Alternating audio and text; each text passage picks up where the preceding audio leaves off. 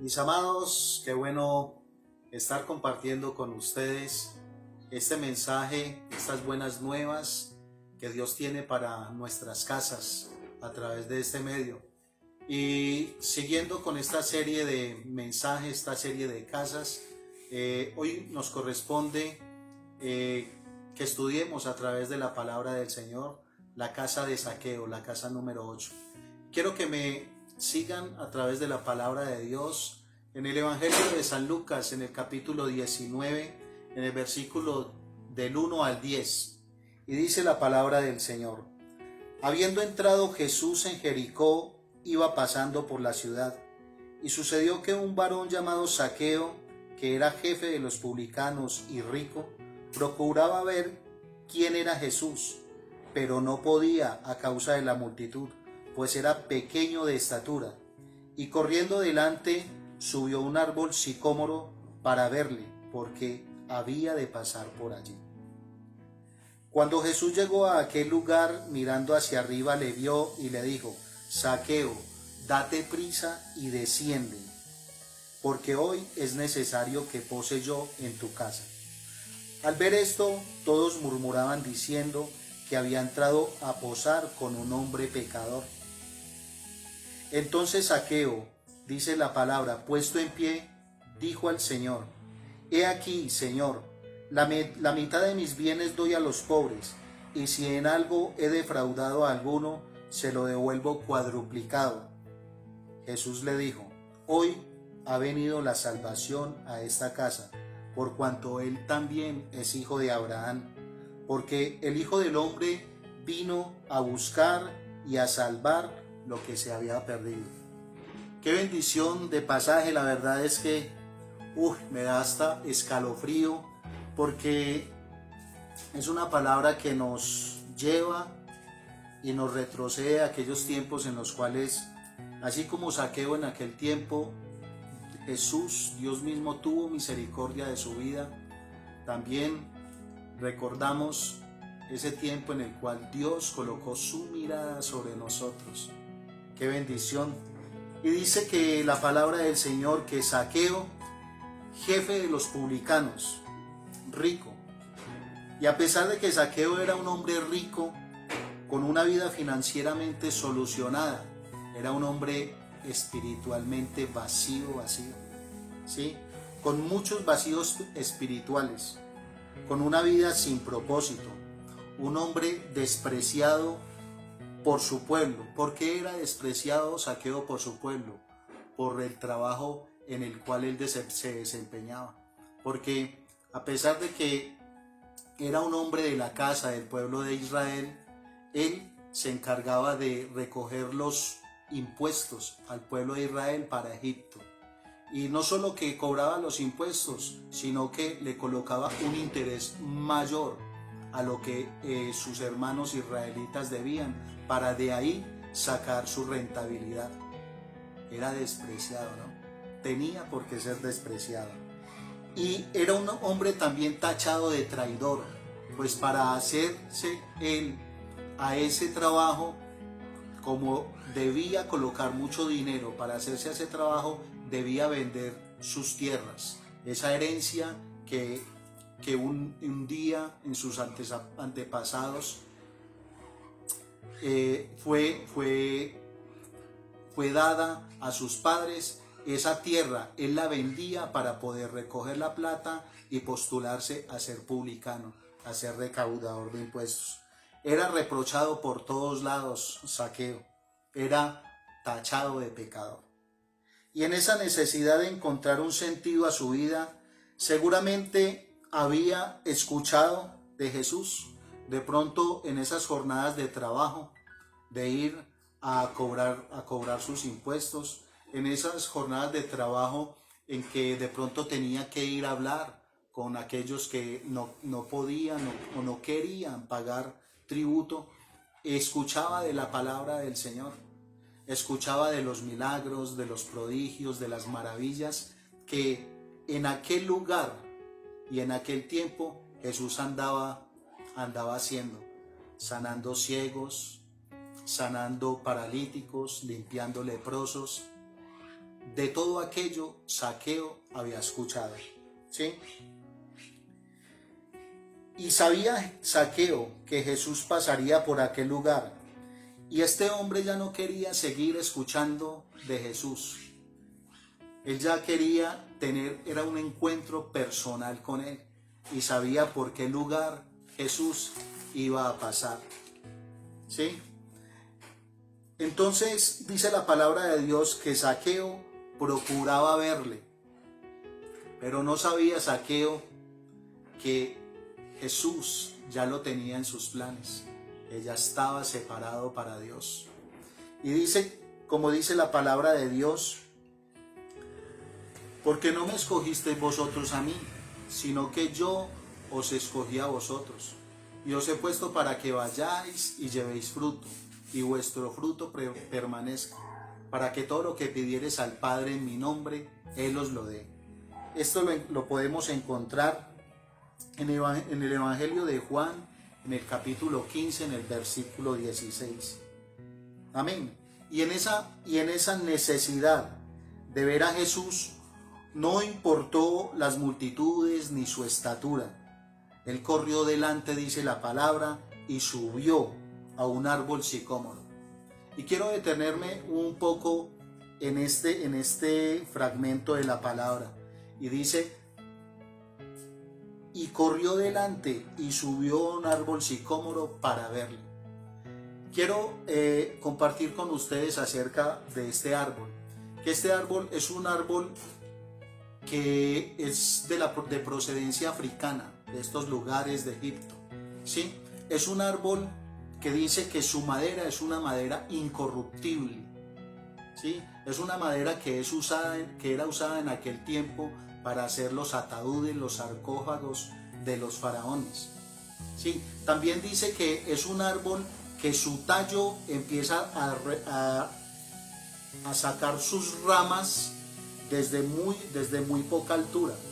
¿Sí? Lo que ayudó a que fuese un árbol accesible para Zaqueo y poder subir para ver a Jesús. Me impacta porque sabe que este árbol sicómoro es un prototipo de la iglesia. Este es un mensaje para la casa, es un mensaje para la iglesia. Y qué bueno que entendamos que todos los Zaqueos de hoy esperan encontrar esos árboles sicómoros en la iglesia.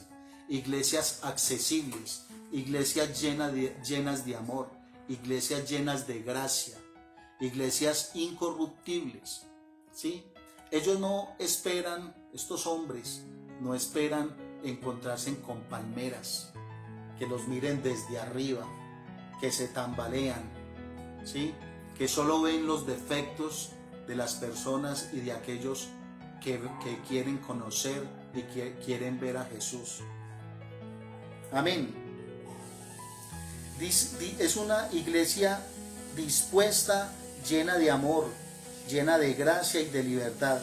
Una iglesia que permita ver a Jesús en todo su esplendor. Eso se asemeja a este sicómoro, a esa iglesia que los Zaqueos, que estos nuevos creyentes, que estas personas que llegan con multitudes de cargas, estas personas que llegan con baja estatura, que ellos creen que sus pecados no tienen perdón.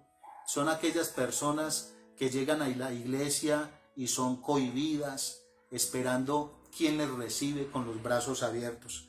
Esa es la iglesia sicómora que estos Zaqueos esperan encontrar. Y cuando Jesús pasó por aquel lugar mirando hacia arriba, dice la palabra que le vio. Cuando Jesús en la palabra del Señor habla de le vio, es porque ya le amó. ¿Sí?